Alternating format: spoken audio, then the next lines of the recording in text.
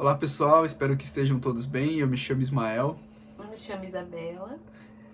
Estamos aqui para apresentar um assunto bem importante e interessante da Bíblia Sagrada, que é sobre João Batista, né? A importância que João Batista teve na época de Jesus e a importância que vai ter também sobre uma obra e mensagem muito parecida com a dele nos últimos dias, tá? Então a gente vem aqui para apresentar esse assunto de modo a trazer mais motivação, trazer uma curiosidade, como é que eu posso falar? Reflexão, né? Uma reflexão, aguçar a curiosidade de quem está querendo estudar a Bíblia Sagrada e seus assuntos. E para isso, eu trouxe a Isabela, que é minha esposa, para responder algumas perguntas relacionadas a João, tá? Então eu vou começar aqui, pessoal, perguntando para ela quem foi João Batista. Eu vou ler então para te responder em João 1, 22 ao 23. Diz assim: Disseram-lhe, pois, quem és para que demos resposta àqueles que nos enviaram? Que dizes de ti mesmo? Então chegaram em João e perguntaram quem ele era, né? E o que João disse? No verso 23. Eu sou a voz do que clama no deserto. Endireitai o caminho do Senhor, como disse o profeta Isaías. Então João, ele não responde, mas ele responde a pergunta, né? Ele não quer falar dele mesmo, mas ele também fala: eu sou uma voz que clama no deserto, ou seja, não está tendo voz aqui. Não está sendo endireitado o caminho do Senhor. Ele manda endireita o caminho do Senhor. Porque o caminho do Senhor precisa ser preparado para a vinda dele. Por isso que ele cita Isaías. Então, é muito importante entender o teor de João, né, da mensagem de João. Que ele era a voz do deserto. Ele queria endireitar o caminho de Deus. Quando ele é perguntado para os fariseus, ele não fala de si mesmo, mas ele fala da obra que ele veio fazer. Dele. Isso mesmo. E eu vou ler também Mateus 3, tá? Para entender melhor ainda. Mateus, verso 3, de 1 a 4. Ó. E naqueles dias apareceu João Batista pregando no deserto da Judéia. E dizendo: arrependei-vos, porque é chegado o reino dos céus. Porque este é o anunciado pelo profeta Isaías, que diz... Ele cita novamente: vós que clama no deserto, preparai o caminho do Senhor e endireita no ermo as suas veredas. E este João tinha veste de pelo de camelo e um cinto de couro em torno dos lombos. Ele se alimentava de bainha de gafanhoto, né? E mel silvestre. Ele se alimentava da alfarroba, que hoje é feito chocolate, que é uma plantinha que ficava na beira ali. Então, o que é importante entender? Aqui acrescenta mais uma coisa, que é preparar o caminho, né? Que já não estava no verso 1. Que é o teor da obra dele. Mas vamos seguindo. Pergunta 2 eu vou fazer para ela, que é: qual a finalidade da obra, né? A finalidade da obra de João Batista. A gente prefiro sempre começar com o texto bíblico para ficar mais claro, né? Então a gente vai ler em Isaías 57, 14. Vamos lá. Isaías 57, 14. Diz assim: E dir-se-á, aplanai, e preparai o caminho e tirai o tropeço do caminho do meu povo. Os tropeços, né? Ou seja, aqui fica mais claro ainda que a finalidade da obra dele era trazer o quê? Uma reforma, uma restauração. E essa restauração só pode ser feita com o povo da profecia. Então, João, ele pregava sobre arrependimento e conversão, mas principalmente sobre restauração. Endireitar o que estava torto. Então, a finalidade era o povo da profecia. Fazer o povo da profecia entender que eles precisavam mudar, voltar para os preceitos de Deus para preparar o caminho para o Messias. Então, essa era a finalidade da obra dele. Mas eu quero ler Isaías 58:1 para ficar também um pouco mais claro. Porque Isaías 58:1 é uma profecia. Essa profecia é tanto para o João Batista, quanto agora para o povo de Deus, tá? Antes da vinda dele. Tá escrito assim, ó: clama em alta voz, não te detenhas. Levanta a voz como a trombeta. Anuncia meu povo a sua transgressão, a casa de Jacó os seus pecados. Então, Isaías 58:1, ele deixa mais claro que essa mensagem que João trazia era para o povo da profecia. Era para aquela igreja, que na época era a igreja judaica, né? Era para a igreja ter recebido Jesus, né? Sim. Amistosamente, não da forma que foi, né? Que expulsaram ele do templo e tentaram jogar ele do penhasco. Então, é claro que a obra de João era alcançar o povo da profecia que estava como? Em transgressão. Então aqui no texto fala, anuncia meu povo a sua transgressão. Deus aqui, quando ele manda essa profecia, ele não está nem preocupado com o mundo gentil. Ele está preocupado com o povo da profecia, da casa de Jacó. É com os de dentro. Então quem estava transgredindo era o povo de dentro. Quem mais estava transgredindo era esse povo aqui. Mas vamos pra frente que a gente vai entender mais. Isso, então assim, qual foi a lei, o ponto principal assim que João Batista defendeu na sua vida ali, na obra que ele fez como um restaurador? Vamos ler Marcos, né? Vamos lá. Vamos entender qual dos princípios de Deus João mais defendeu. Porque como ele estava ali anunciando a transgressão do povo de Israel, a obra que ele fazia era semelhante aos profetas antigos, uma obra de restauração, uma obra de advertência, né? Então a gente pode classificar João como um restaurador, né? Como um profeta anunciando as advertências. Um reformador. Um reformador. É importante ver que o texto que eu vou ler agora, ele vai dar um total do cenário de João. Do que estava acontecendo. Então, Marcos 6, verso 17 ao verso 21, tá? Ao verso 20, perdão. Então, verso 17. Porquanto o mesmo Herodes mandara prender João, encerrá-lo, manietado no cárcere por causa de Herodias, mulher de Filipe, seu irmão, porquanto tinha casado com ela. João, dizia Herodes, não é lícito possuir a mulher do teu irmão. Ou seja, não é lícito ferir o 7º mandamento. É isso que João está falando. E Herodias o espiava e queria matá-lo, mas ela não podia. Verso 20. Porque Herodes temia João, sabendo que era varão justo e santo, guardava-o com segurança e fazia muitas coisas, atendendo-o e de boa vontade o ouvia. Então a gente tem que entender esse cenário aqui, tá? Vamos verso por verso para a gente entender. No verso 17 fala que Herodes, ele prendeu João, tá? Então João estava preso. E por que mandaram prender João? Porque Herodias, a mulher de Filipe, tinha casado com ela. Então ele sabia que ele estava fazendo errado, porque o próximo texto fala mulher de Filipe, ou seja, não era dele, né? Próximo texto está falando. E João repreendia isso. Ele falava, não é lícito você ter a mulher do irmão. Ou seja, estando um primeiro marido vivo, ela não está livre da lei de Deus. Estando Filipe vivo, Herodias não poderia se casar novamente. Então João, ele repreendeu o 2º casamento após um divórcio. É isso, esse é o teor da mensagem de João, tá? Ele defendeu o 7º mandamento, vitalício, ou seja, até a morte. O casamento é vitalício para Deus, é até a morte. Verso 19, Herodias o espiava, ela tinha raiva de João.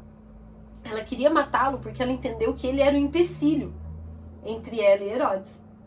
João estava sendo um empecilho para ela. E Herodes temia João. Olha que legal. Herodes tinha uma amizade com João. Aqui fala que ele, consideração, né? De boa vontade, o ouvia. Então, Herodias sabia que Herodes tinha uma amizade ali com João. E sabia que João falava coisas para ele. Provavelmente, a história não conta, porque a Bíblia é resumida, mas provavelmente Herodes falou, ó Herodias, nós está errado, nós está em pecado, né? E ela ficava com mais raiva. Mas qual que é o teor? Qual que é a finalidade? Qual foi a lei que João defendeu? A lei do 7º mandamento.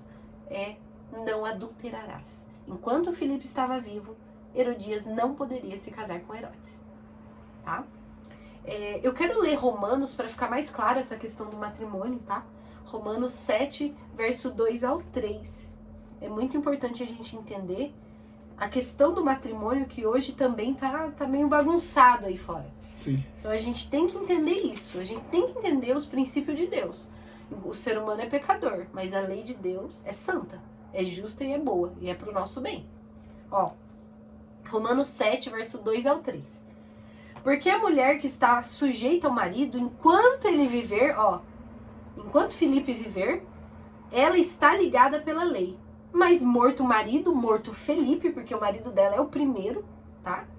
Está livre da lei. Enquanto ele viver, ela é presa à lei do marido, à lei do casamento, né, digamos assim. Mas, morto Felipe, morto o marido, ela estará livre. De sorte que, vivendo o marido, ela é chamada de quê? Adúltera, se ela for de outro. Então, toda mulher que tem o primeiro marido vivo, pela lei bíblica, ela será chamada adúltera. Mas morto esse marido, livre está da lei, não será adúltera se for de outro, amém? Então, continua a regra de Paulo, aos viúvos e os solteiros pode casar novamente. Ou casar pela primeira vez, né? Então, tem que ficar claro isso, que João defendeu esse princípio, tá? Esse princípio, irmãos, ele era um princípio que não estava sendo defendido pelas denominações da época de Jesus. Isso tem que ficar bem claro. Os samaritanos casavam as pessoas novamente, estando o marido vivo ou não. Os judeus, romanos, não existia uma teologia na época que defendesse o matrimônio como vitalício na época de Jesus, tá? Na época de Jesus ali, tudo estava sendo bem degradado. Por isso que João é mandado para endireitar o caminho. Tá bom? Ok. A próxima pergunta que eu faço é por que João não podia estudar nas escolas de teologia da época, mesmo ele sendo um filho de um dos sacerdotes? E é um sacerdote fiel, né? O pai de João, Zacarias, era fiel. Sim. Mas vamos, pela Bíblia, vamos entender por que João não estudou, né? Não virou sacerdote pela lei natural, ele filho de sacerdote. É igual antigamente, filho de advogado tinha que ser advogado. Antigamente tinha isso, né? O filho seguia o ofício do pai, né? Uhum. Então vamos ler Mateus 15, verso 9. Vamos lá.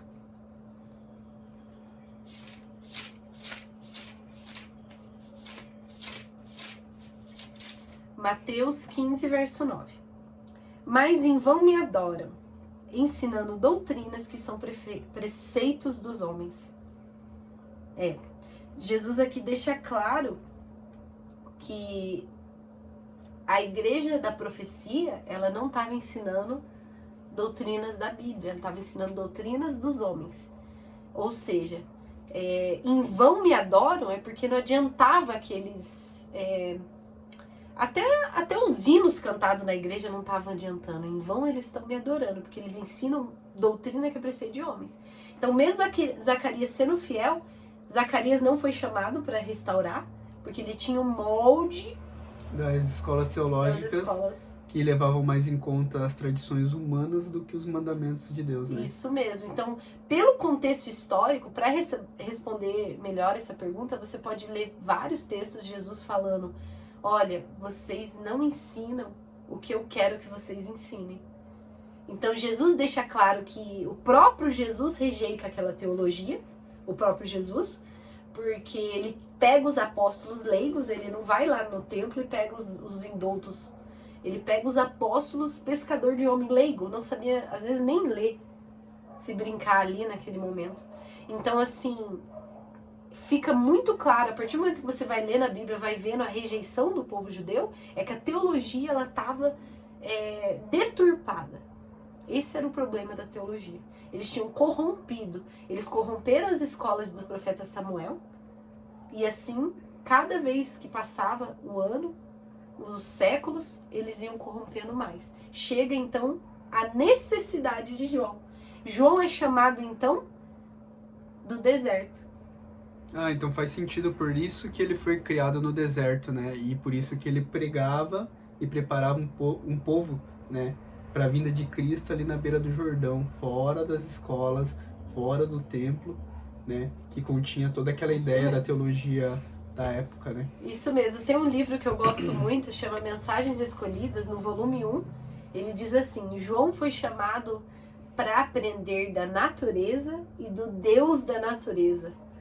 Então ali mostra que Deus queria uma obra fora do ministério. Ele queria uma obra separada, uma obra voluntária, para então essa obra trazer uma reforma. Alguns pensam, não é uma coisa nova? Não. João ele só estava pegando os princípios lá de Isaías, lá do passado, que tinham sido esquecidos, né? Mas é importante entender que João, mesmo o pai dele sendo fiel, um sacerdote, pela ordem natural, ele deveria ter sido sacerdote, Deus chama ele para aprender da natureza e do Deus da natureza. Ou seja, ele não é levado às escolas de teologia.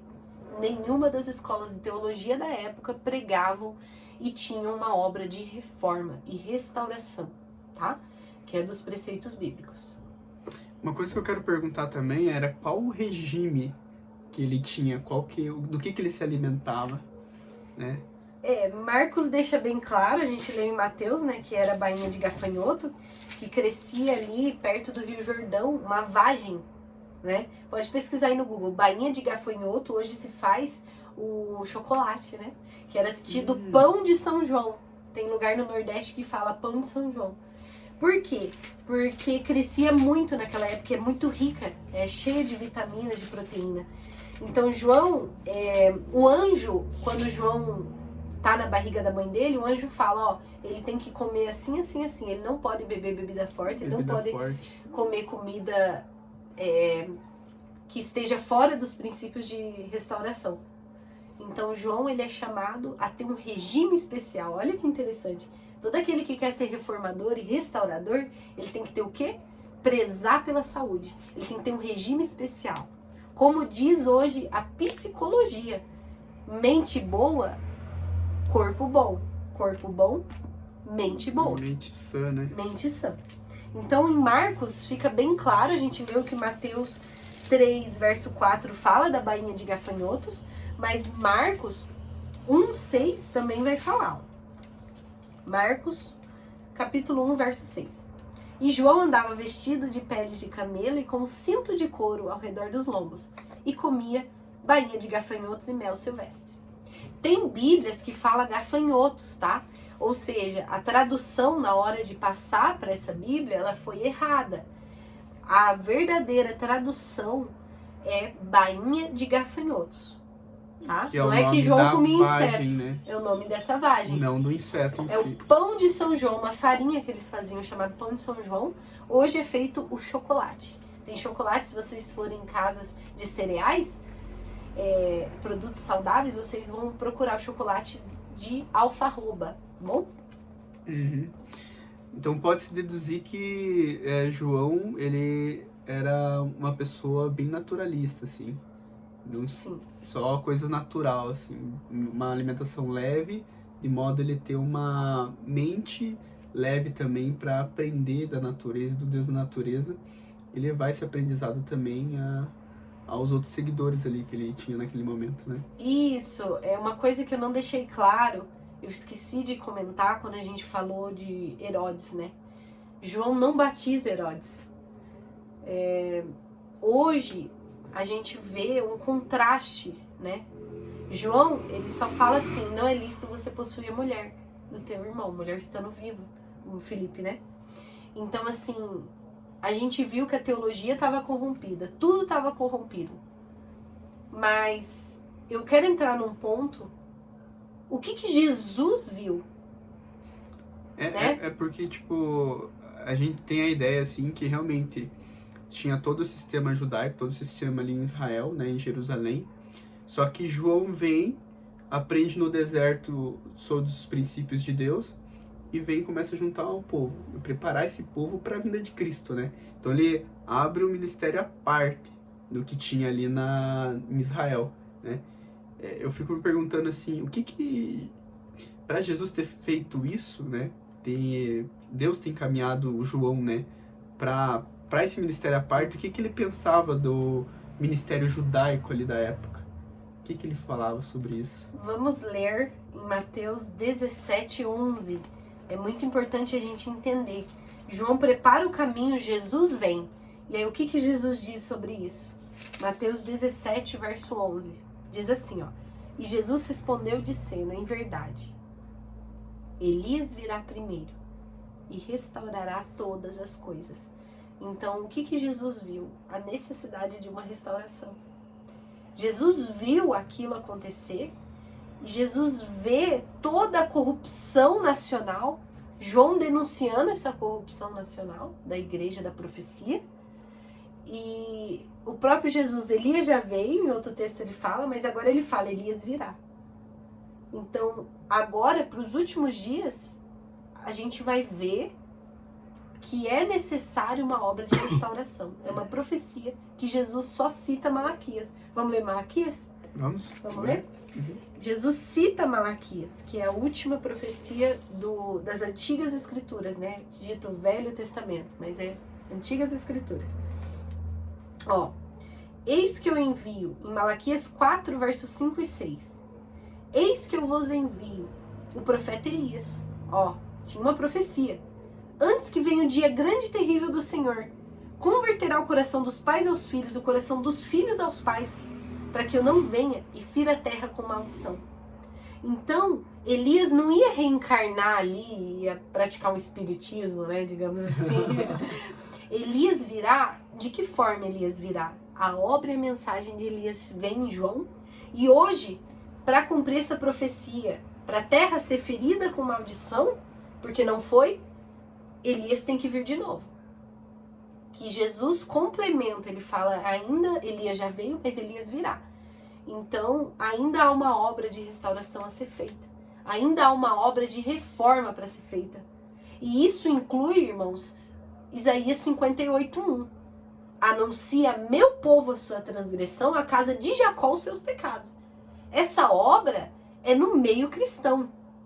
Essa obra é com o povo da profecia. Como foi no passado. Como eu sei disso?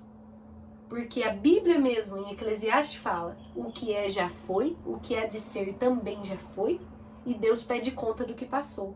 Tudo o que aconteceu no passado se repete. O mesmo espírito dos fariseus a gente vê hoje em alguns líderes religiosos que se recusam a examinar as escrituras, se recusam a examinar as verdades especiais para o nosso tempo e aponta os defensores da verdade como poucos, pobres e impopulares. Mas os defensores da verdade têm uma fé que os separa do mundo. Tem que ficar claro isso. Em todos os séculos, os defensores da verdade eram poucos, pobres, impopulares. Ou seja, eles eram minoria. Mas eles tinham o quê? Uma fé que os separava do mundo. Então, para a gente ter essa fé, a gente tem que entender a obra de restauração hoje. A gente tem que entender o intuito de Deus em dizer, Elias virá novamente. Como assim? Nós vamos estudar isso, vamos a fundo e entender qual que é a obra para nós, para o nosso tempo. Será que nós somos chamados a pregar como João pregou? Será que a gente é chamado a falar a verdade? A chamar o pecado pelo nome? João chamou o pecado pelo nome. Ele falou, isso é adultério. É ilícito possuir a mulher que tem um marido vivo. É adultério. Então, assim, hoje, nós temos que entender a nossa posição no mundo. Nós temos que entender onde é necessário falar, o tempo e a circunstância. Mas é necessário falar, né? Então vamos nos atentar aí, tem mais vídeos que a gente vai produzir no canal. Se atentem bastante, tem muita coisa pra gente aprender juntos. Eu também tô aprendendo, o Ismael tá aprendendo. A gente aprende junto. Comentem alguma dúvida que vocês tenham. O que eu quero que fique claro. João era um leigo. João não foi chamado para teologia. João não foi chamado para aprender dos líderes rabinos, tá? João tinha uma reforma de saúde que ele praticava para ter mente boa, né? E João, ele chamava o pecado pelo nome, ele denunciava a corrupção da época. Ele chamou ele de raça de víbora. Então a gente tem que entender esses pontos. E João, ele era de um grupo de sustento próprio. Será que hoje é necessário uma obra, uma mensagem igual a de João? Eu quero finalizar, irmãos, com um texto de um livro que a gente lê bastante, é muito bom esse livro. Eu aconselho os irmãos a pesquisar, a procurar. É um livro chamado Mensagens Escolhidas, volume 2, tá? Nesse livro diz assim, ó: a mensagem que damos deve ser tão direta quanto a de João. Ele censurou a reis. Lembra que Elias censurou o rei Acabe? João também censurou Herodes. Ele censurou reis por sua iniquidade. Repreendeu o adultério de Herodes. Não obstante estar em risco a vida, porque a vida dele, tanto de Elias quanto a dele, ficou em risco, por falar a verdade. Ó, não obstante estar em risco a sua vida, não lhe esmoreceu nos lábios a verdade. Amém? É isso que a gente tem que ter. A gente não pode esmorecer a verdade. Importa que a nossa obra para o nosso século seja feita com igual fidelidade. Amém? Nós temos que ter essa fidelidade. Nós temos que ter a firme convicção dos princípios de Deus. É isso que movia João. Uma firme fé, um firme fundamento e convicção dos princípios de Deus que a gente tem que preservar. Então, que nós possamos ser servos de Deus, não só de nome, mas de atos, de atitudes, e tenhamos sede de ler a Bíblia, sede de entender o nosso propósito, sede de entender o que Deus pede da gente e cumprir. Amém. Né? Amém. Irmãos, estamos encerrando por aqui. A gente vai estar produzindo mais vídeo, trazendo mais assuntos curiosos. Se houver alguma dúvida, algum comentário que vocês queiram fazer, deixem abaixo, vamos estar respondendo. Curtam o vídeo, compartilham, porque o nosso intuito é realmente estar trazendo mais curiosidade. E desse modo tentar despertar cada vez mais a curiosidade e o ânimo do pessoal de estar estudando cada vez mais as Escrituras Sagradas. Tá bom, pessoal? Um grande abraço a todos vocês. Nos vemos numa próxima. Até mais. Até mais. Tchau, tchau. Tchau, tchau.